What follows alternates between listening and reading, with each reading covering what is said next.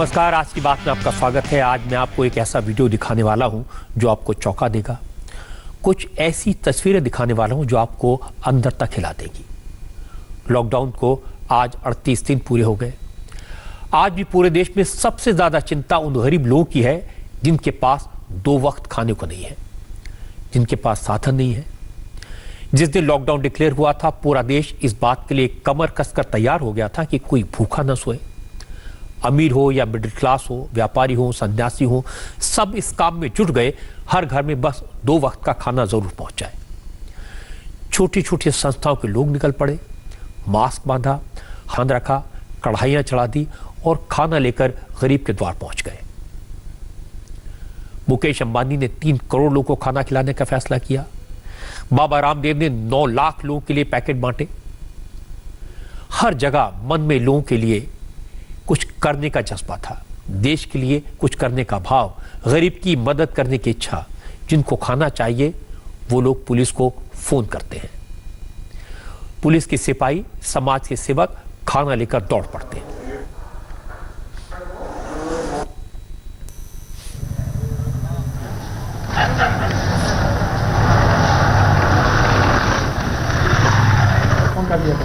कोई दिक्कत हो तो आप बताइएगा पेमेंट पे, ठीक है ना? और जगह जगह खाना तैयार हो रहा है। ये गुरुद्वारे का किचन आप देखिए, यहां खाना तैयार किया जा रहा है पूरी श्रद्धा से, पूरी सफाई से, पूरी लगन और ईमानदारी से।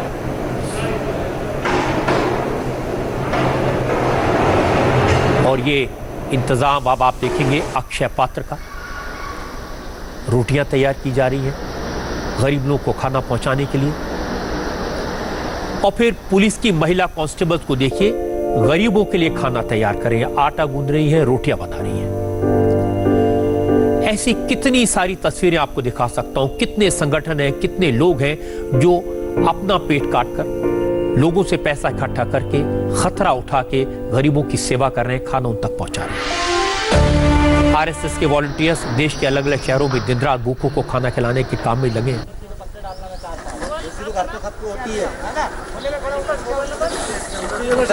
जगह जगह अलग अलग शहरों से हमें इस तरह की तस्वीरें देखने को मिल रही हैं।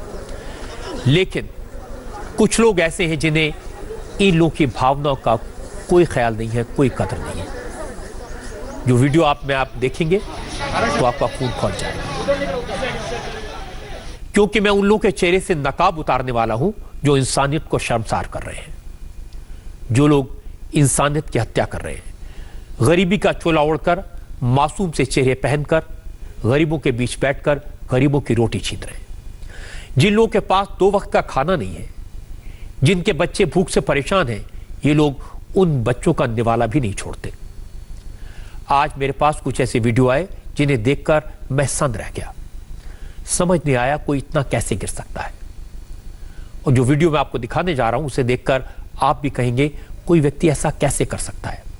कोरोना के कहर की वजह से करोड़ों मजदूर, गरीब लोग, उनके परिवार घरों में बंद हैं। बच्चों के लिए दूध जुटाना मुश्किल है, कमाई नहीं है तो राशन खरीद नहीं सकते। 2 वक्त की रोटी का इंतजाम या तो सरकार के भरोसे हो रहा है या फिर समाज के उन भले लोगों की वजह से उनकी पेट की आग बुझ पाती है। ये वो लोग हैं जिनके तस्वीरें मैंने आपको दिखाई, जो इस बुरे वक्त में दिल खोलकर गरीबों की मदद कर रहे हैं, कम्युनिटी किचन चला रहे हैं या फिर घरों से खाने के पैकेट इकट्ठा करके गरीब लोगों तक पहुंचा रहे हैं। लेकिन चेहरा देखकर, कपड़े देखकर, चेहरे की उदासी देखकर कोई ये तो नहीं बता सकता कि सामने वाला शख्स जो फोन करके खाना मंगा रहा है वो वाकई में जरूरतमंद है या फिर खाना इकट्ठा कर रहा है। ऐसे कई केसेस मिले जहां लोगों के घर में खाने की कोई कमी नहीं थी, घर में खाना और राशन भरा हुआ था, और इतना कि पूरा परिवार महीनों तक आराम से खाए। और जो लोग बांटने वाले हैं, जो गरीबों की सेवा कर रहे हैं, उसमें देखो ये लोग सूखी सब्जी और पूरी अचार खाते भी नहीं है, क्योंकि इनके घरों में ये मुर्गे का मीट, चिकन है, मटन है, पूरा इंतजाम है। फिर भी ये लोग खाना मंगा रहे थे, कह रहे थे कि हमारे पास खाना नहीं है। अगर ये लोग सूखा राशन इकट्ठा कर रहे होते तो भी समझ आता कि इसको बाद में बेच देंगे। हैरानी की बात है कि कई ऐसे मामले सामने आए जिसमें ऐसे लोग रोटियां, सब्जी, पूड़ी, खिचड़ी, पुलाव दर्जनों पैकेट मांग कर ले जाते हैं, लाइन में लग कर ले जाते हैं। और फिर फोन करते हैं कि हमारे घर में खाना नहीं है। इनके घरों में इस तरह के खाने के पैकेट्स के ढेर लगे हैं, कई जगह खाना सड़ रहा है, कोई खाने वाला नहीं है, फिर भी ये लोग खाना इकट्ठा कर रहे हैं। क्यों कर रहे हैं समझ नहीं आया। मैं आपको मेरठ का वीडियो दिखाता हूं, आपको पूरी कहानी खुद समझ आ जाएगी। है जहाँ झुग्गी झोपड़ी में जो है हम इन लोगों के लिए जो है राशन पिछले जो है 7-8 दिन से लगातार बांट रहे हैं। आज हम यहाँ इस चौराहे पर आए और हमने झुग्गी झोपड़ी में आके इनसे कहा कि भाई हम तुम्हारे लिए खाना लेकर आए हैं। ये बाहर आए, जब बाहर आके इन्होंने जो है अपनी लाइन लगा ली तो हमने इनकी झुग्गी झोपड़ी में जो है अंदर घुस के देखा तो इन्होंने जो है मुर्गे की जो है सारी जो है पूरी पराते जो है बड़ी बड़ी कढ़ाई चढ़ा रखी है। और आपको दिखाऊं? हाँ जाओ जाओ। और ये स्थिति जो है आपके ये खाना सारा नीचे पड़ा था। नहीं ये सरकारी पैकेट है, सारे ये सरकारी पैकेट है। ये देखिए मुर्गा, ये मुर्गे का मीट चल रहा है, हलीम बिरयानी और जो है मुर्गे का मीट सारा जो है जितना भी राशन है। और ये आपका आटा और जो कच्चा राशन भी देखो किस तरीके से भरा पड़ा है। और जो लोग बांटने वाले हैं, जो गरीबों की सेवा कर रहे हैं, उसमें देखो सब जगहों से इन्होंने ले रखा है। आटा भी है, तेल भी है, सब्जियां भी हैं, सरकारी पैकेट भी है, लेकिन इसके बावजूद ये लोग लाइन में लगकर खाना मांग रहे थे। आपको मेरठ का एक और वीडियो दिखाता हूं, आपको हैरान कर देगा। खाना बांटने वालों से मांग कर लाई गई रोटियां और पूड़ियां और पराठे कैसे ढेर में पड़ी हैं। कुछ कमरों में तो रोटी और पूड़ियां सूख रही हैं, सब्जियों से भरी पॉलिथीन ड्रम से भरी है, सब्जियां सड़ रही हैं। बेकदरी कर रखी है। कोई खाने वाला नहीं है, लेकिन खाना जुटाया गया था। सूखा राशन भी बड़ी मात्रा में इकट्ठा कर लिया गया था। गेहूं से भरे दर्जनों बोरे, दाल चावल सब कुछ मौजूद है। आप तस्वीरें देखिए, आपको समझ आ जाएगा ये खाना तो बेकार कर कि दिया। कोई इंसान ऐसा क्यों करेगा, सड़ने के लिए खाना क्यों मांगेगा। ये सारे दरवाजे तालों से जो है बंद हैं, ताले लगे हुए हैं। अभी हमने एक गेट का जो है ताला खुलवाया और उसमें देखो आप जो है यार ये तुमने अन्न की तो बड़ी जो है बेकदरी कर रखी है, हैं? इतना अन्न यहाँ बेकार पड़ा।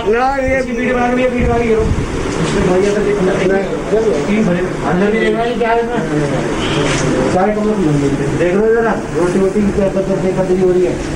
वैसे कह रहे हैं खाना नहीं है, खाना नहीं है। ये खाना तो बेकार कर दिया तुमने सब। इनमें क्या भरे हुए हैं? खाते ही नहीं, लेने का क्या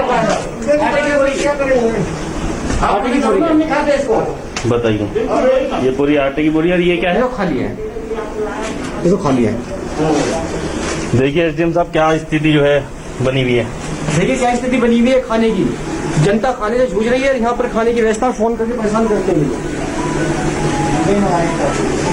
ये क्या है? इसमें गुड़ है? हैं? इसमें क्या है?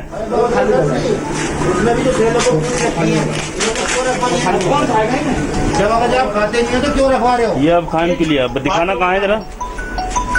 फोन आपका यार है, दिखाना कहाँ है वो?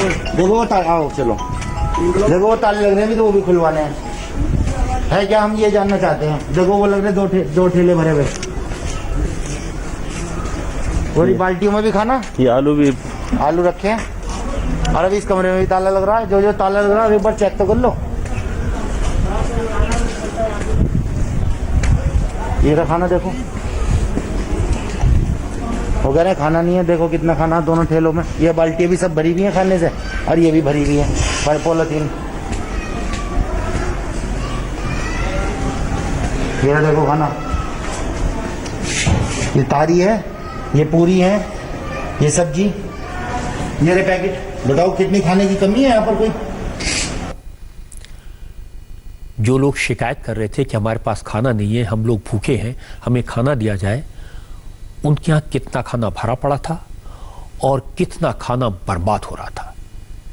जरा सोचिए, लोगों ने कितना बड़ा पाप किया है। ऐसे वक्त में जब लाखों लोग भूख से तड़प रहे हैं, हर कोई अपनी अपनी कोशिश से भूखे लोगों की मदद करने में लगा है। हालात ऐसे हैं कि जो मेहनतकश किसी के सामने कभी हाथ नहीं फैलाते, वो भी आज मांग कर खाने को मजबूर हो गए। ऐसे हालात में इन लोगों ने सैकड़ों लोगों का हक मार लिया। जितने खाने से सैकड़ों गरीबों का पेट भर जाता, उतना खाना इन लोगों के घर में जमा करके सड़ा दिया। ऐसे लोगों को क्या कहा जाए? क्या ये इंसान है?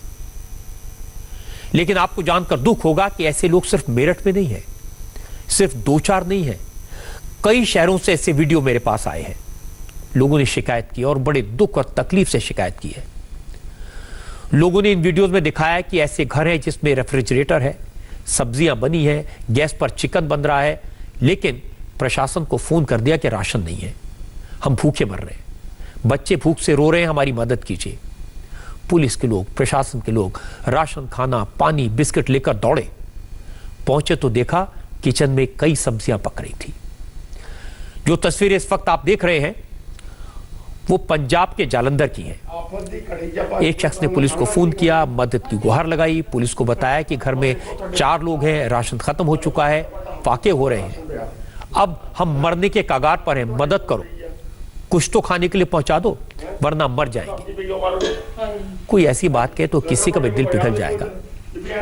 और आजकल तो वैसे भी पुलिस मदद करने में लगी है। पुलिस ने तुरंत हेल्प टीम को राशन के साथ रवाना कर दिया। लेकिन जब पुलिसकर्मी बताए गए पते पर पहुंचे तो हवा की खुशबू अलग थी। जिस घर में भूख से मरने की बात कही जा रही थी, फाकों की नौबत आने की बात कही जा रही थी, उस घर से सब्जियां पकने और रोटी सिकने की खुशबू आ रही थी।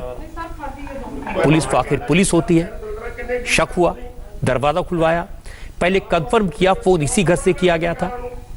परिवार के लोगों के चेहरे देखकर ऐसा नहीं लग रहा था कि वो भूखे थे।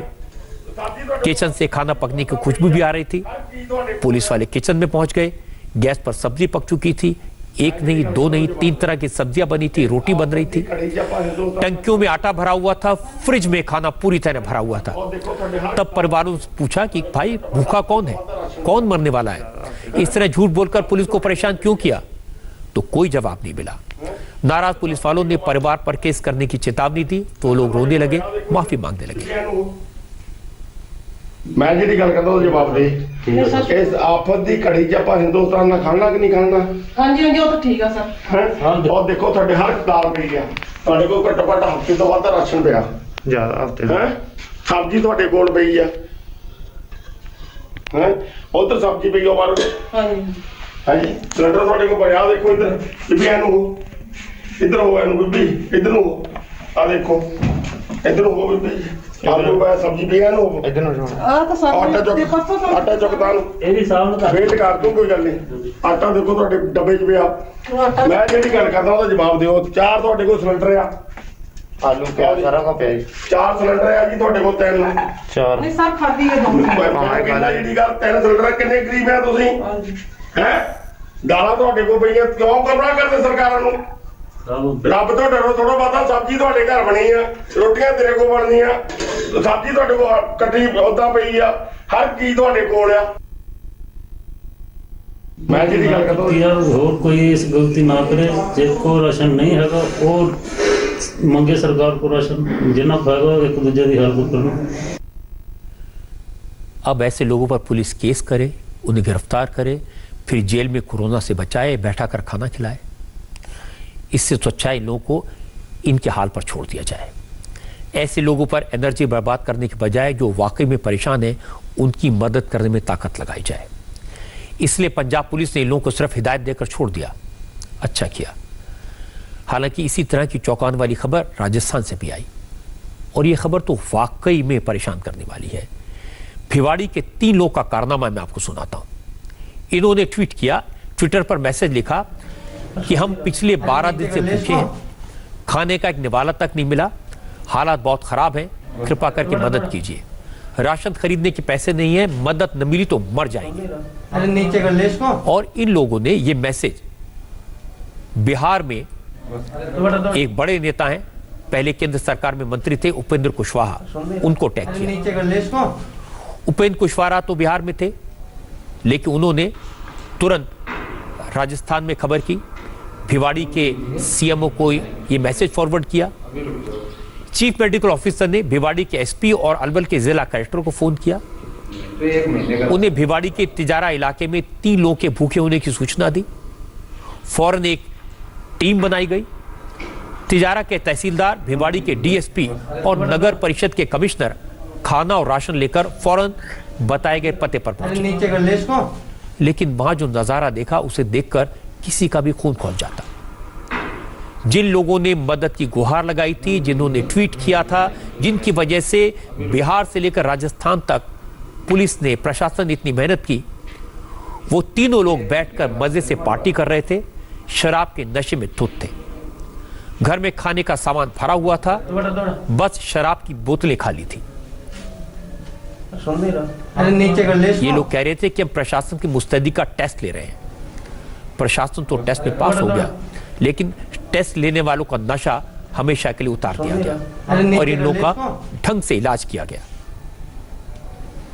प्रशासन की टीम इस रोकथाम के लिए लॉकडाउन का एनफोर्समेंट करवा रही है और दूसरी तरफ कई बार ये इस तरह की फर्जी शिकायतें आती है कि हमारे पास राशन नहीं है। इस तरह के केस भिवाड़ी के अंदर, जिसमें तहसीलदार जी तिजारा वहाँ पे प्रभारी है, वो खुद में जाके वहाँ नगर परिषद कमिश्नर के साथ, और उन्होंने देखा कि वहाँ उनके पास से लगभग 40-50 किलो अनाज था, आटा भी था और साथ में 5-7 बोतल शराब की मिली।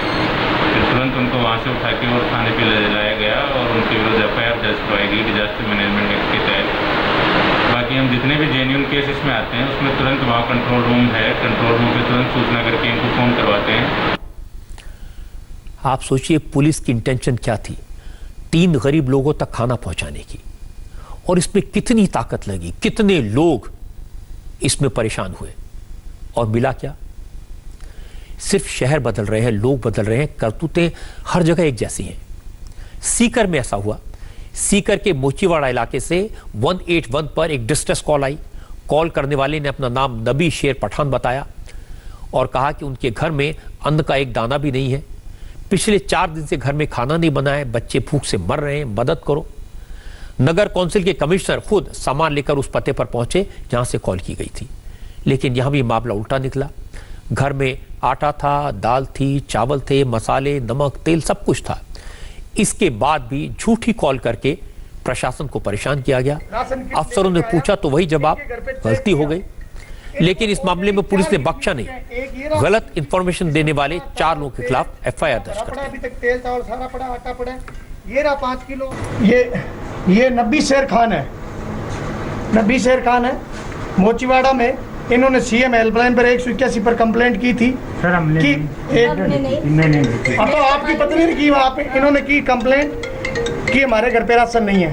मैं कमिश्नर नगर परिषद सीकर राशन किट लेकर के आया, इनके घर पे चेक किया, इनको ऑलरेडी 4 किट मिल चुके हैं। एक ये रहा राशन किट, इसमें पूरा चावल तेल पूरा भरा पड़ा, अभी तक तेल चावल सारा पड़ा, आटा पड़ा है। ये रहा 5 किलो आटा, मूंगेड़ी, चावल, हल्दी, मिर्च, नमक, एक मिनट सारा। एक ये रहा राशन का किट जिसके अंदर तेल भी ये नमक है, ये पूरा इसके अंदर ये मसाला है सारा, नमक, मिर्च वगैरह सब टोटल। एक ये रहा जिसमें ये सारा। पुलिस को कितनी दुख होता होगा ये जान करके, जब मेहनत करके खाना लेकर किसी के घर पहुंचते हैं। झूठी कॉल करने वाले पुलिस का, प्रशासन का कितना वक्त बर्बाद करते हैं। इसके साथ साथ ये उन लोगों के साथ क्रूरता करते हैं जो वाकई में मुसीबत में हैं, जिन्हें वाकई में मदद की ज़रूरत है। झूठ बोलने वालों के चक्कर में किसी मुसीबत में पड़े परिवार को मदद पहुंचने में देर हो सकती है, इसलिए ऐसे लोगों के खिलाफ एक्शन होना चाहिए। मैं आपको गाजियाबाद के मुरादनगर का वीडियो दिखाता हूं। यहां एक परिवार ने पुलिस को राशन लाने के लिए हेल्पलाइन पर फोन किया। 112 नंबर पर मिली इस कॉल पर पुलिस ने तुरंत रिस्पॉन्ड किया। लोकेशन, एड्रेस जानने के बाद पुलिस वाले राशन का सामान लेकर पहुंचे, लेकिन तस्वीर अलग थी। घर में पहले से ही सरकार की तरफ से मिले राशन का ढेर लगा था। ये लोग सरकार की तरफ से 2-2, 3-3 बार राशन ले चुके थे। और ये मिला हुआ। जब पुलिस ने पूछा ऐसा क्यों किया, तो जवाब महिला ने दिया, वो हैरान करने वाला था। महिला ने कहा कि वो इतना राशन इसलिए जमा कर रही है ताकि आसपास के घरों में बेच सके। वाले ये तुम्हारे लिए ये लेकर आए हैं। आप क्या बता रहे थे कि खाने के लिए नहीं है? ये बच्चे इनके, एक बच्चे बीमार बोले था। अच्छा, यहाँ पहले से ही ये चावल और ये मिला हुआ है, उसके बाद भी ये राशन के गट्टे इतने इकट्ठे कर रखे हैं ले लेके। सर आज आए हैं तो अभी आपने फोन करके कहा कि इनके घर नहीं है। हम पुलिस वाले ये तुम्हारे लिए ये लेकर आए हैं। आप ठीक है तो देखो उन्हें तो बेचूंगी। देखो। ले जाओ। उन्हें बेचोगी? जो मिले हैं आपको, ये खाने के लिए दिए जा रहे होंगे, आप बेचेंगी? माइंड से थोड़ी अंदर रख दो क्या? भला हो उन दर्शकों का जिन्होंने अलग अलग जगह से वीडियोस मुझे भेजे, ये आंखें खोलने वाले थे, हैरान करने वाले थे। ये कैसे इंसान है जिन्हें दूसरे गरीब लोगों के भूखे बच्चे नहीं दिखते, जिन्हें भूख से बेहाल बुजुर्गों पर रहम नहीं आता, जरूरत न होने पर खाना मंगाते हैं, राशन इकट्ठा करते हैं, फिर उसे बेच देते हैं। ये लोग कितने निर्दयी हैं जो खाना बर्बाद करते हैं। जो रोटी किसी नसीब का पेट भर देती, उसे इन्होंने सड़ा दिया।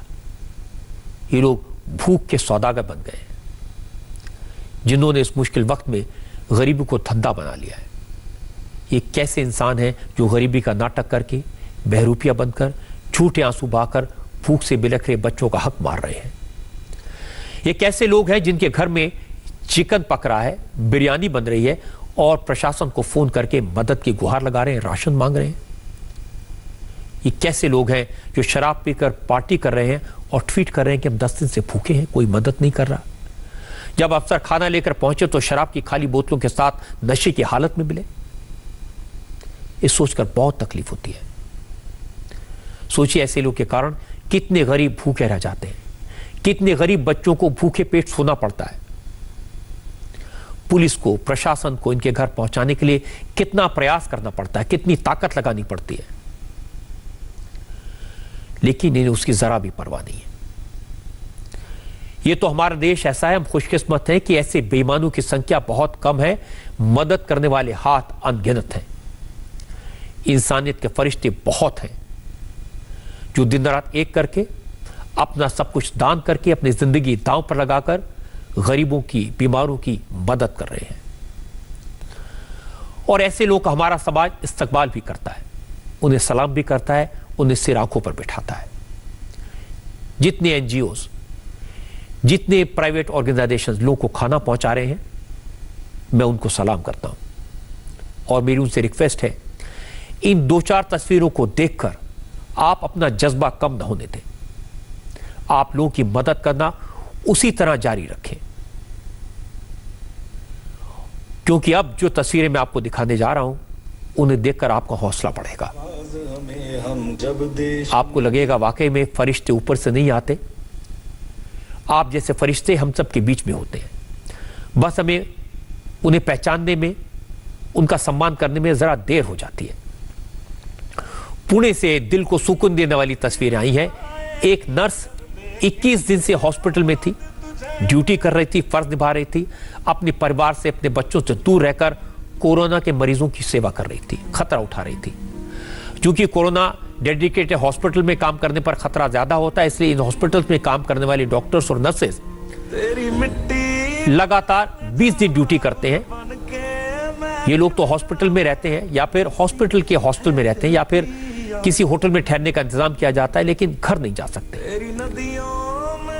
21वें दिन घर जाते हैं 20 दिन के बाद, क्योंकि बीच में घर जाने से परिवार को कोरोना के इन्फेक्शन का खतरा रहता है। इसलिए जब 20 दिन के बाद एक नर्स पुणे में अपने घर पहुंची तो वहां का नजारा देखकर अपने आंसू नहीं रोक पाई।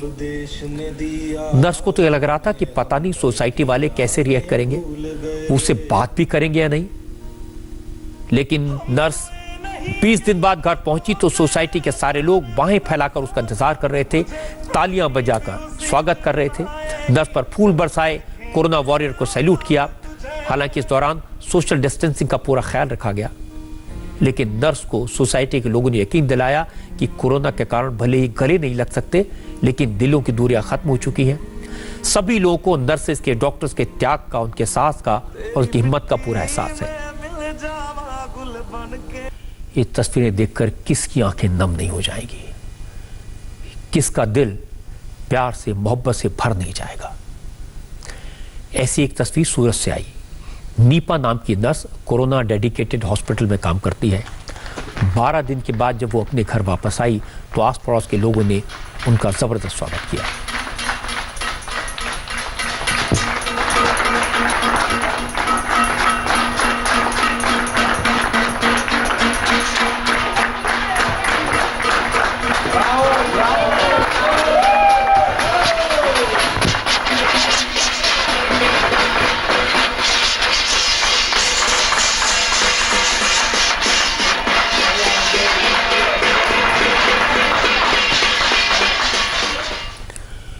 लोगों का ये प्यार, लोगों का ये सम्मान हमारे नर्सेस का, हमारे डॉक्टर्स का, हमारी पुलिस का हौसला बढ़ाता है।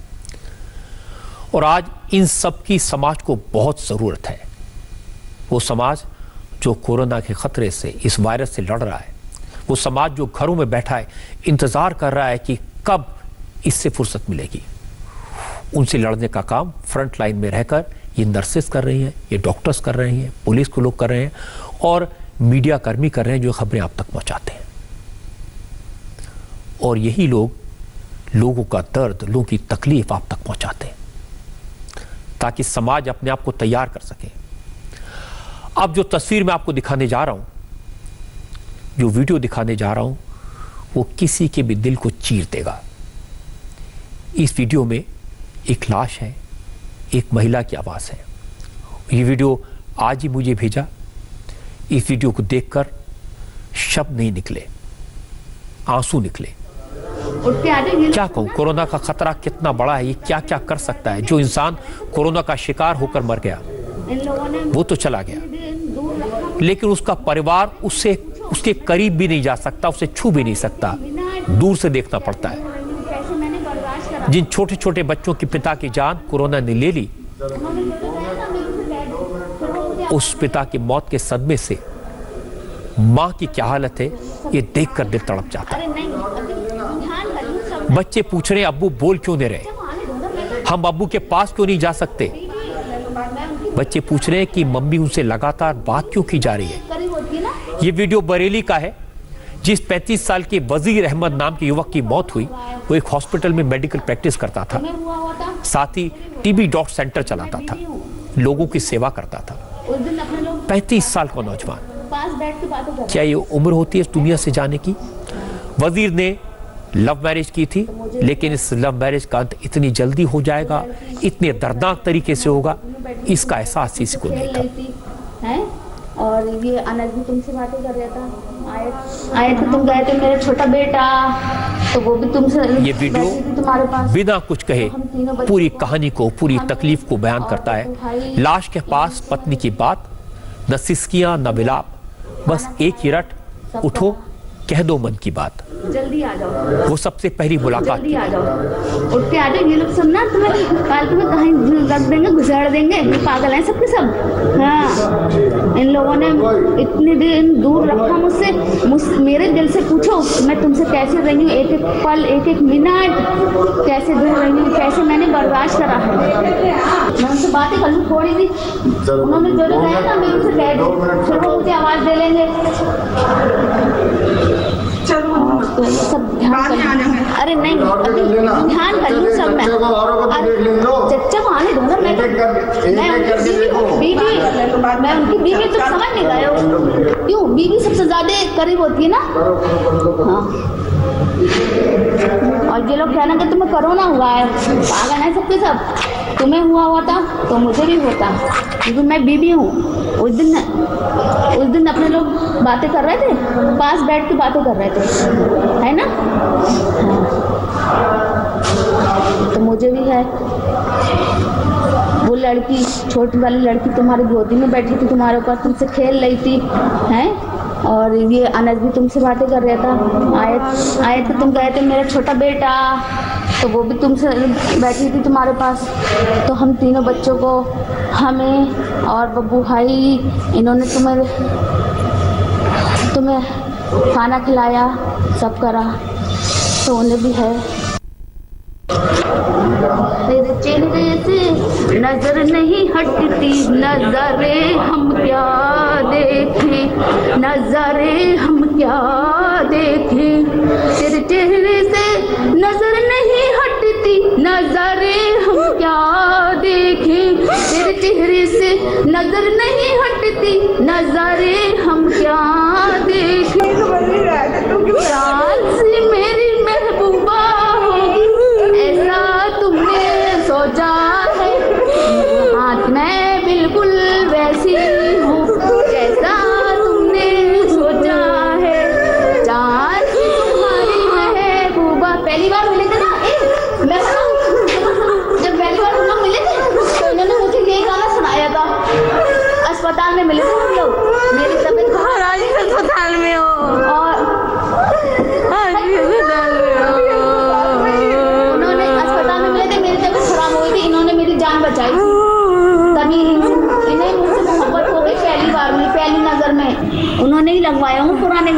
पुराने गानों के बहुत शौकीन है ये।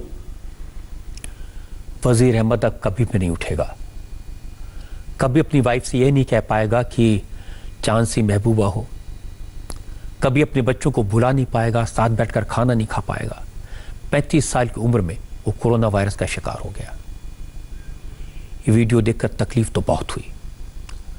कोरोना वायरस के खतरे का एहसास कैसा होता है ये एक बार फिर सामने आया। ये वायरस, ये जहर है ही ऐसा, अच्छे भले इंसान को कुछ ही दिनों में ले डूबता है।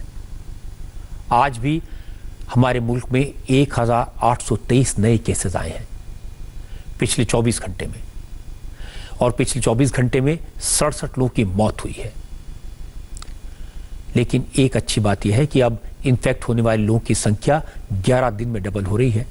शुरू में 3 दिन में डबल होती थी। लेकिन इन फिगर्स का उन लोगों को क्या लाभ जो इस दुनिया से चले गए? उनके लिए सिर्फ नंबर्स हैं। लेकिन आज हम इस हालात में पहुंचे हैं, इसको हासिल करने में लाखों लोगों ने, डॉक्टर्स ने, हेल्थ वर्कर्स ने, पुलिस ने, मीडिया ने अपनी जान पर खेलकर काम किया है। इस जंग की अच्छी खबरें कभी कभी आती हैं और आजकल तो बहुत कम आती हैं। एक अच्छी खबर आज आई है। आपको याद होगा कि पंजाब में निहंगों ने एक पुलिस वाले का हाथ काट दिया था। उस दिन बहुत दर्द हुआ था, बहुत तकलीफ हुई थी। और यह सुनकर कि यह बहादुर पुलिस वाला अपनी कलाई से कटा हुआ हाथ लेकर हॉस्पिटल पहुंचा, पंजाब पुलिस के एसआई हरजीत सिंह का हाथ ऑपरेशन से जोड़ दिया गया। डॉक्टर से कई घंटों की मेहनत के बाद इसे हासिल किया। आज हरजीत सिंह को हॉस्पिटल से डिस्चार्ज कर दिया गया। हॉस्पिटल डिस्चार्ज करते वक्त पंजाब पुलिस के डीजीपी दिनकर गुप्ता वहां पहुंचे। उन्होंने हरजीत सिंह के बेटे अर्शप्रीत सिंह को स्पेशल केस के तौर पर पंजाब पुलिस में सीधे कांस्टेबल के तौर पर भर्ती किया। और हरजीत सिंह जब पटियाला अपने घर पहुंचे तो उनका शानदार स्वागत किया गया। पटियाला के एसएसपी समेत कई बड़े पुलिस अधिकारी वहां मौजूद थे।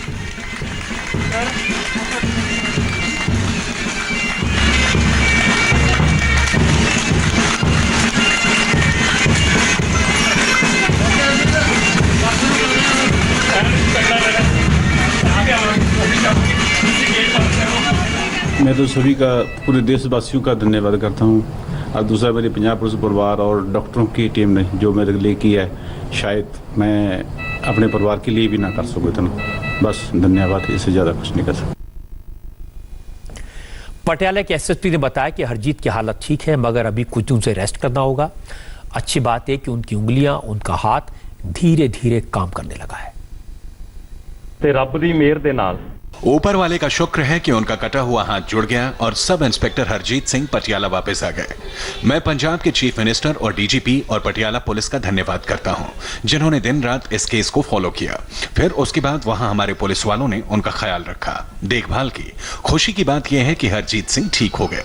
वैसे पूरी तरह से ठीक होने में कुछ महीने लगेंगे, लेकिन अब उनकी उंगलियों की प्रॉपर मूवमेंट हो गई है। उनका वो हाथ जो लोगों की सेवा के काम आता था, लोगों के लिए मददगार साबित होता था और शरारती लोगों को पकड़ता था, वो अब दोबारा जुड़ गया है। और सबको इस बात की खुशी है कि वो हाथ अब दोबारा जुड़कर पटियाला के लोगों की सेवा के लिए दोबारा आ गया है। ये भी ओ साडे च ठीक होके एसआई हरजीत सिंह की हिम्मत की दाद देनी चाहिए कि उसने हार नहीं मानी, और उन डॉक्टर्स की तारीफ करनी चाहिए जिन्होंने बड़ी मेहनत से हरजीत सिंह का हाथ वापस छोड़ दिया। और पंजाब पुलिस की प्रशंसा होनी चाहिए कि उन्होंने अपने बहादुर सिपाही के जज्बे को सलाम किया, उसका पूरी तरह इलाज करवाया, उसे मेडिकल सपोर्ट दिया। जरा सी भी लापरवाही से इस एएसआई की जान जा सकती थी। और कभी कभी मेडिकल में लापरवाही, डॉक्टर की लापरवाही कितना नुकसान कर देती है, इसका एक उदाहरण आज कोलकाता से मिला। कोलकाता के सरकारी हॉस्पिटल की लापरवाही का गंभीर मामला सामने आया। यहां 68 साल के ओम प्रकाश गुप्ता की तबीयत खराब हुई। 22 अप्रैल को कोलकाता के एमआर बांगुर हॉस्पिटल में भर्ती कराया गया। 25 अप्रैल को ओम प्रकाश के बेटे को बताया गया कि उनके पिता कोरोना पॉजिटिव पाए गए हैं, इसलिए अब उनकी फैमिली को होम क्वारंटीन में रहना होगा। 26 अप्रैल को हॉस्पिटल में फिर फोन किया और कहा कि ओम प्रकाश गुप्ता की टेस्ट रिपोर्ट नेगेटिव आ गई है, इसलिए वो अपने पिता को घर ले जाएं और चिंता की कोई बात नहीं। घर वाले ओम प्रकाश जी को वापस ले आए, लेकिन अगले ही दिन अस्पताल से फोन आया कि उनके पिता की रिपोर्ट तो असल में पॉजिटिव थी और उन्हें गलती से नेगेटिव बताकर घर वापस भेज दिया।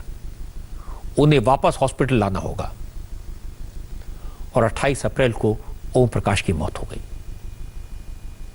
लिखा हुआ है कोविड-19 नेगेटिव है, देखिए आप लोग घर में रहिए, हम लोग कराएंगे बिना पैसा। आपका हर चीज हम लोग फ्री में कराएंगे। वीडियो कॉलिंग कर लेंगे। वीडियो कीजिए, देखिए भैया पेशेंट मेरा जा रहा है, देखिए ये देखिए पेशेंट मेरा जा रहा है, देखिए वहाँ पे वीडियो कॉलिंग वो मेरा पेशेंट जा रहा है, देखिए आगे बढ़ गए, बोलता है कि ये नाम को लेकर कंफ्यूज हो गया, हम लोग फिर से भर्ती कीजिए, फिर से चेक करेंगे। यहाँ मजाक और हम लोग मजाक हो रहा है, लेकिन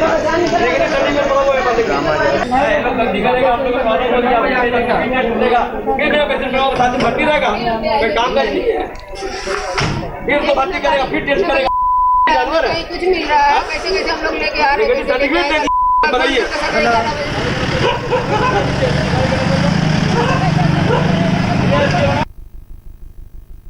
मेरे पापा को हम लोग अस्पताल बांगूर अस्पताल में भर्ती किए थे।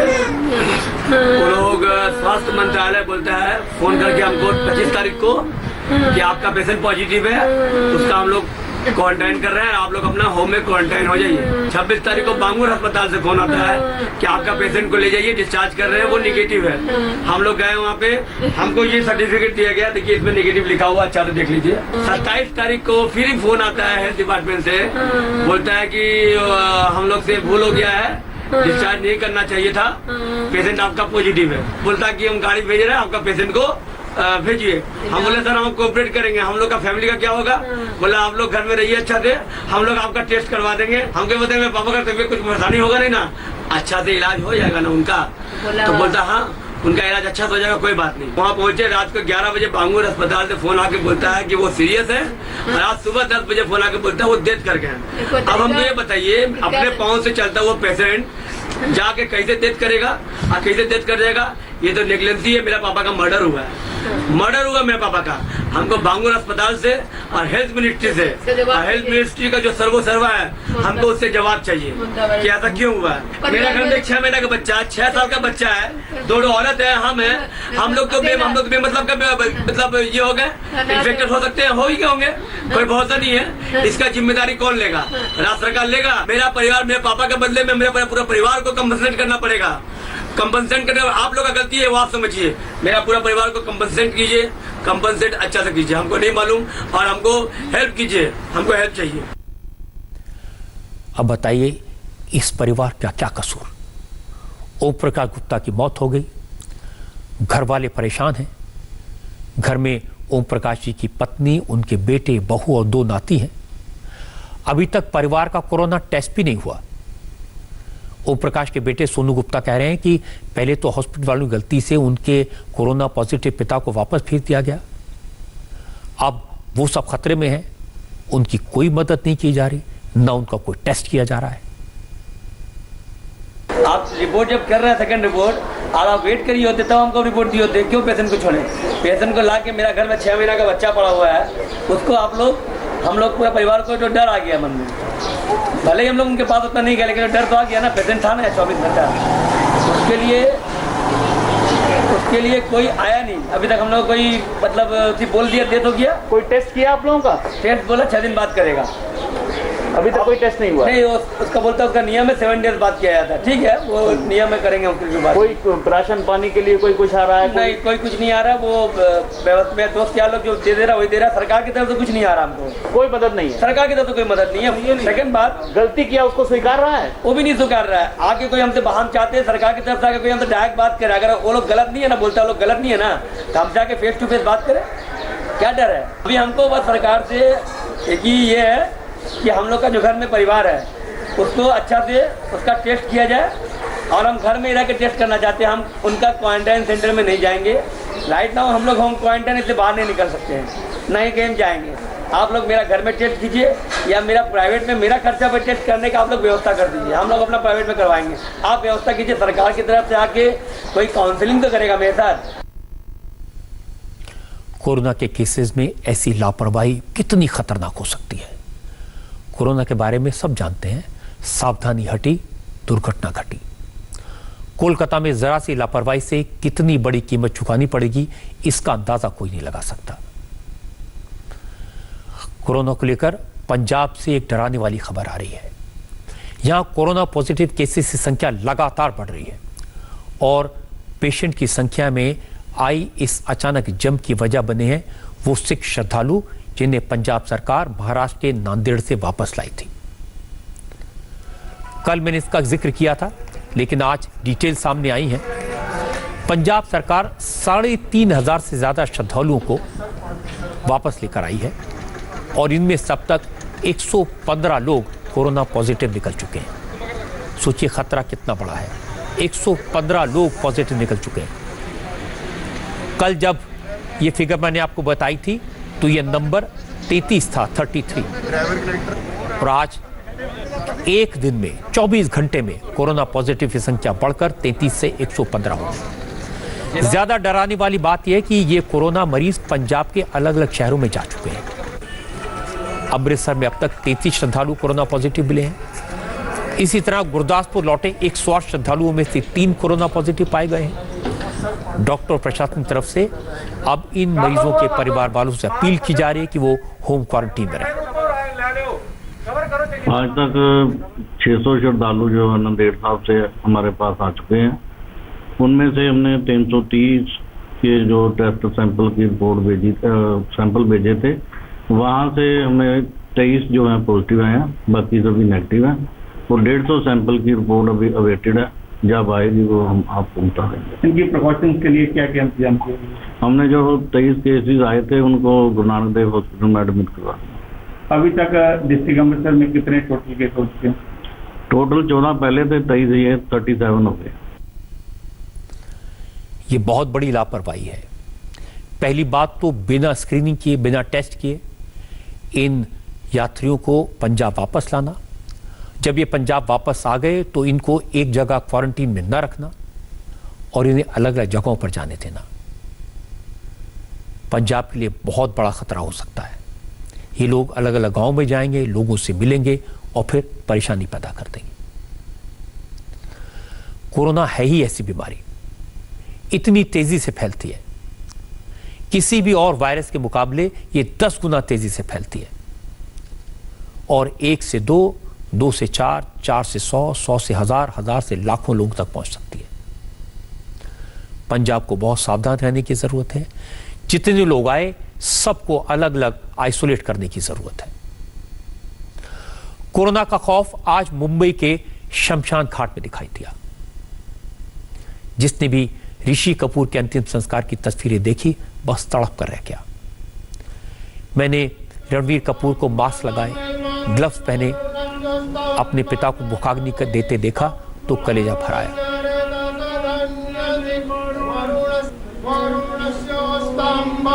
अगर लॉकडाउन ना होता, वायरस का खौफ ना होता तो हजारों लोग अपने सुपरस्टार को अलविदा कहने आते। लेकिन मैंने कभी सोचा भी नहीं था कि ऋषि कपूर की अंतिम यात्रा इतनी सुनी होगी। सिर्फ परिवार के 19 लोगों को इस अंतिम यात्रा में शामिल होने की इजाजत दी गई।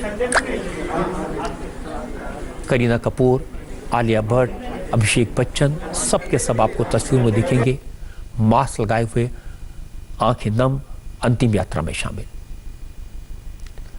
मजबूरी देखिए, सांत्वना देने के लिए, हिम्मत बंधाने के लिए एक दूसरे को गले भी नहीं लगा सके। मैंने फिल्म इंडस्ट्री में ऐसा कभी नहीं देखा। मैंने राज कपूर की अंतिम यात्रा देखी, राजेश खन्ना की विदाई देखी, विनोद खन्ना की विदाई देखी, लेकिन आज जो देखा वो जीवन भर तकलीफ देता रहेगा। ऋषि कपूर से मेरी दोस्ती तब हुई थी जब वो आपकी अदालत में आए थे। उन्होंने कितनी सारी बातें बताई। उनका नाम चिंटू कैसे पड़ा, फिर बताया कि कैसे रात भर शूटिंग करनी पड़ती थी तो सुबह 6 बजे विस्की की बोतल खुलती थी। ऋषि कपूर जिंदा दिल इंसान थे, खाने के शौकीन, पीने के शौकीन। कैंसर से लड़े, न्यूयॉर्क से इलाज करा के लौटे तो सब खुश थे, लगा उन्हें नई जिंदगी मिल गई है। थोड़े दिन पहले प्रधानमंत्री मोदी की कॉल पर जब ऋषि कपूर अपने घर की बालकनी में थाली को ढपली की तरह बजाते दिखे थे तो किसी ने सोचा नहीं था कि इतनी जल्दी विदा लेंगे।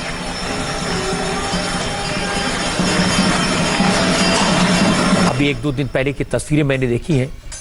हॉस्पिटल में ऋषि कपूर सबको हंसाते रहे, जिंदगी और मौत की लड़ाई लड़ते रहे। लगता था राजा आदमी है, फिर जीत कर आ जाएंगे। लेकिन आज सुबह जब अमिताभ बच्चन ने ट्वीट करके ऋषि कपूर के निधन का समाचार दिया तो मैं स्तब्ध रह गया। थोड़े दिन पहले की बात है, ऋषि कपूर ने मुझसे वादा किया था कि मैं सर आपके घर आऊंगा, खाना खाएंगे, बहुत सारी बातें करनी है। आज एक और वादा टूट गया। अब चिंटू जी से मुलाकात कभी नहीं हो पाएगी। अब मैं आपको कोरोना के खतरे से अपडेट कर देता हूं। हमारे देश में लेटेस्ट फिगर्स क्या हैं ये बता देता हूं और दुनिया में क्या फिगर्स हैं। भारत में कोरोना के 33,600 से ज़्यादा केसेस अब तक डिटेक्ट हुए हैं। 1,075 लोगों की मौत हो चुकी है। लेकिन अच्छी बात यह है कि मरीजों की रिकवरी तेज़ी से हो रही है। अब तक 8,372 मरीज ठीक हो चुके हैं। आज हेल्थ मिनिस्ट्री ने दावा किया कि पिछले 2 हफ्ते में मरीजों का रिकवरी रेट 13% से बढ़कर 25% पर पहुंच गया। यह काफ़ी राहत की बात है। लेकिन चिंता की बात भी है और वो ये कि पिछले 24 घंटे में 67 लोगों की मौत कोरोना की वजह से हुई है। सबसे ज़्यादा खतरा महाराष्ट्र में है, गुजरात में है और दिल्ली में है। महाराष्ट्र की हालत सबसे ज़्यादा खराब है। यहां पर कोरोना के 10,000 से ज़्यादा केसेस सामने आ चुके हैं। 459 लोगों की मौत हो चुकी है और पिछले 24 घंटे में महाराष्ट्र में 27 लोगों की मौत हुई है। और मुंबई का जिक्र मैंने कल भी किया था। मुंबई खतरे में है।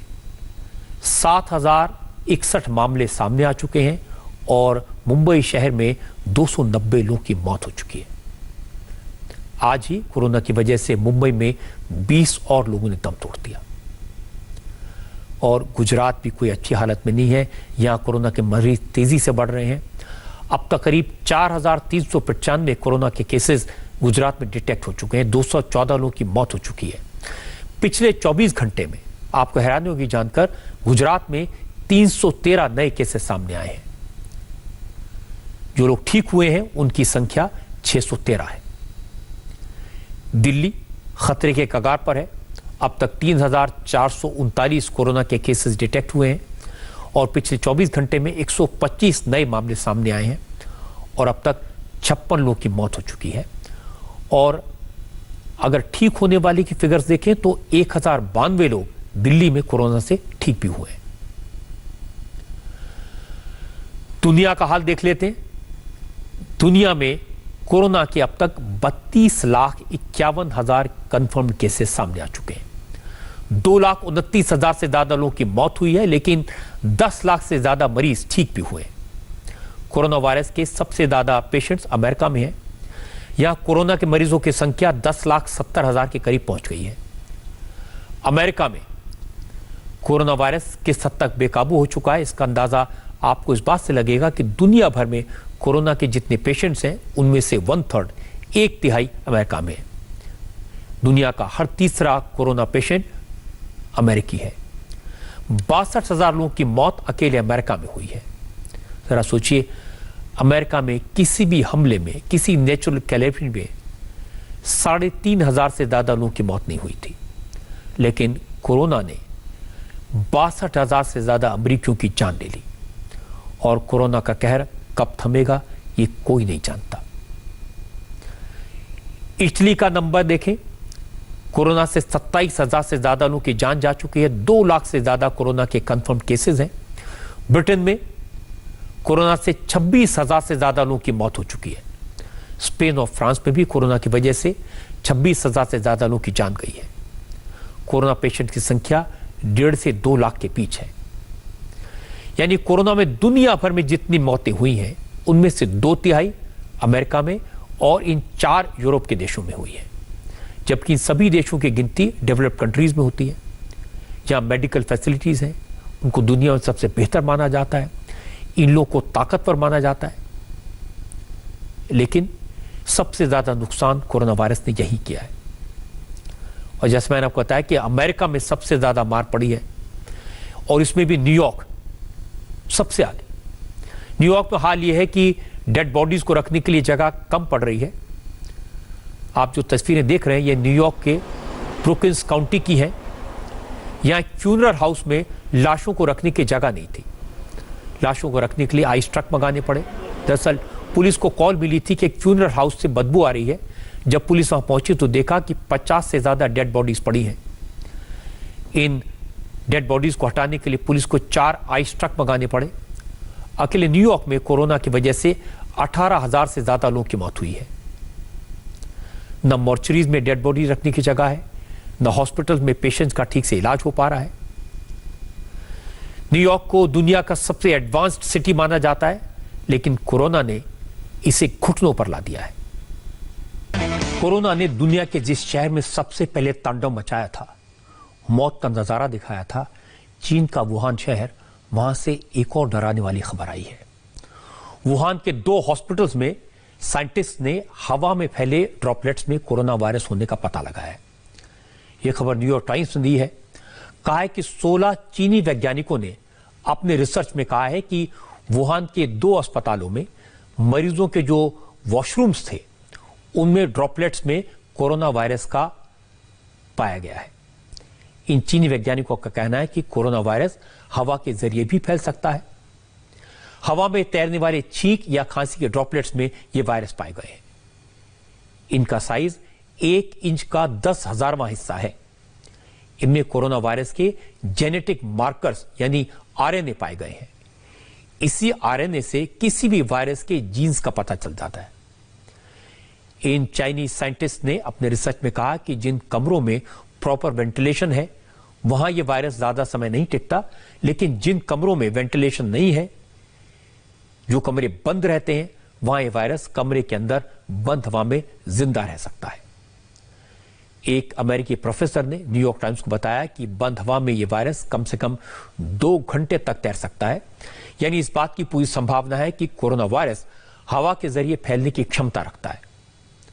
हालांकि अभी तक WHO ने यह कहा है कि कोरोना वायरस किसी की खांसी या छींक के ड्रॉपलेट से आसपास के लोगों तक फैल सकता है या फिर इन्फेक्टेड जगहों पर कई दिनों तक रह सकता है। लेकिन वायरस के हवा में तैरने की बात पहली बार सामने आई है और यह डराने वाली है। आज की बात में इतनी खबरें मेरे पास में